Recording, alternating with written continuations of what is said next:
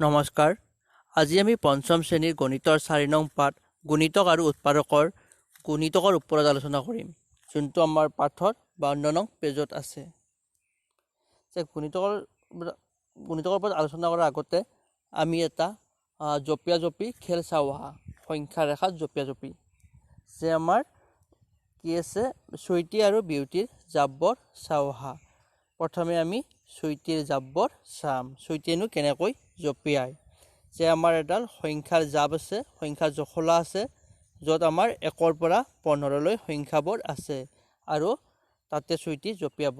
এইজনী আমাৰ চুইটি বৰ্তমান আমাৰ 2 সংখ্যাটোৰ ওপৰত থিয় হৈ আছে। যে চুইটিয়ে 2 সংখ্যাটোত থিয় হৈ আছে আৰু তাই এটা এৰি এটা ঘৰ জপিয়াব, অৰ্থাৎ তাই এবাৰত 2টা ঘৰ জপিয়াব বুলি ক'ব পাৰোঁ আমি, বা এটা ঘৰ এৰি এটা ঘৰ জপিয়াব। এতিয়া আমি চুইটিৰ জাপবোৰ চাম।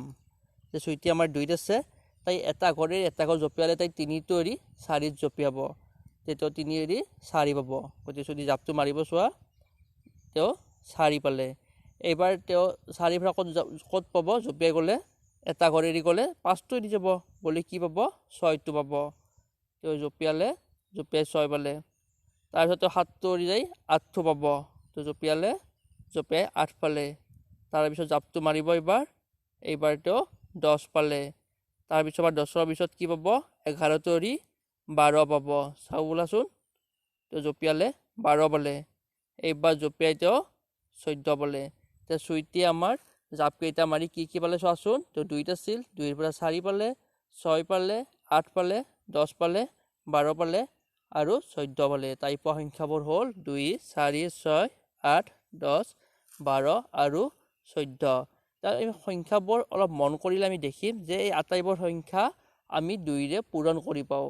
যে আমি 2, 4, 6, 8, 10, 12, 14 ইত্যাদি সংখ্যা 2ৰে পূৰণ কৰি পাওঁ। আমি 2ৰে কেনেকৈ পূৰণ কৰি পাওঁ, অৰ্থাৎ চাবাচোন যে আমি 2টোৰ ক্ষেত্ৰত 2টো পাবলৈ আমি 2 1 গুণৰ 2 পাওঁ, অৰ্থাৎ 2ক 1ৰে পূৰণ কৰিলে আমি 2টো পাওঁ। ঠিক তেনেদৰে আমি 4টোৰ ক্ষেত্ৰত কি হ'ব, 2ক 2ৰে পূৰণ কৰিলে 4 পাওঁ। নেক্সট আমি 6টো পাইছিলোঁ, 6টো আমি 2ৰে পূৰণ কৰি পাওঁ, 2 3 গুণ 6 পাওঁ। ঠিক তেনেকৈ আমি 8টো 2ৰে পূৰণ কৰি পাওঁ, 2 4 গুণ 8 পাওঁ। এনেকৈ 10টো 2ৰে পূৰণ কৰি পাওঁ, 2 5 গুণ 10 পাওঁ। 12টো 2ৰে পূৰণ কৰি পাওঁ, 2 6 গুণ 12। তেনেকৈ 14টো আমি 2ৰে পূৰণ কৰি পাওঁ, 2 7 গুণ 14। অৰ্থাৎ চুইটি জাপিয়া যিবোৰ সংখ্যা বোলে প্ৰত্যেকটো সংখ্যাই আমি 2ৰে পূৰণ কৰিলে পাওঁ। আৰু এই 2ৰে পূৰণ কৰিলে পোৱা সংখ্যাবোৰকে আমি 2ৰ গুণিতক বুলি ক'ম। যে 2ৰ গুণিতক লাগিলে আমি কি ক'ম, যে 2ৰে পূৰণ কৰি আমি যিবোৰ সংখ্যা পাওঁ সেই সংখ্যাবোৰেই 2ৰ গুণিতক হ'ব। অৰ্থাৎ ইয়াত কি পাইছিলোঁ আমি, 2 6 8 10 12 14 এইবোৰ সংখ্যা কি হ'ব, 2ৰ গুণিতক হ'ব। এই সংখ্যাবোৰে আমাৰ 2ৰ গুণিতক। আমি চুইটিৰ জাপকেইটা চালোঁ, সকলোৱে ভালেই লাগিল। এইবাৰ আমি চাম বিউটিৰ জাপ চাম। বিউটিনো কেনেকৈ জপিয়ায়। আমাৰ একেডালেই সংখ্যাৰ জখলা আছে, য'ত 1 পৰা 15 লৈ সংখ্যাবোৰ আছে। এতিয়া আমাৰ চাওঁ বিউটি ক'ত আছে। বিউটি আছে আমাৰ 3 সংখ্যাটোৰ ওপৰত।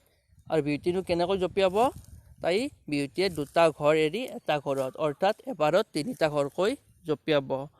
বিউটি কি কৰিব, আমাৰ 2টা ঘৰ এৰি এটা ঘৰত জপিয়াব, অৰ্থাৎ তাই 3 ঘৰকৈ যাব।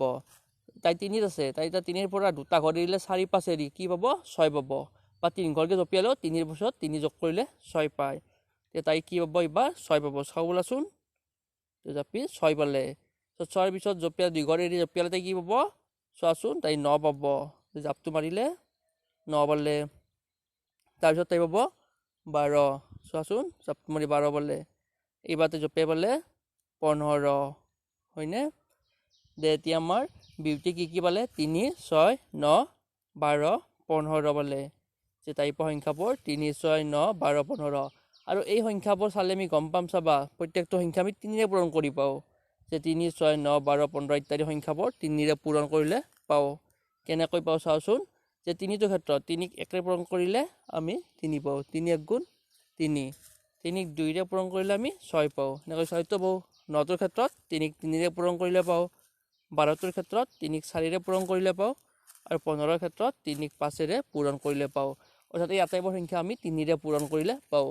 এই 3ৰে পূৰণ কৰিলে পোৱা সংখ্যাবোৰক 3ৰ গুণিতক বোলে। গতিকে আমাৰ কি হ'ব, এই 3 6 9 12 15 ইত্যাদি আমাৰ 3ৰ গুণিতক হ'ব। ভিডিঅ'টো শেষলৈকে চোৱাৰ বাবে বহুত বহুত ধন্যবাদ। Thank U.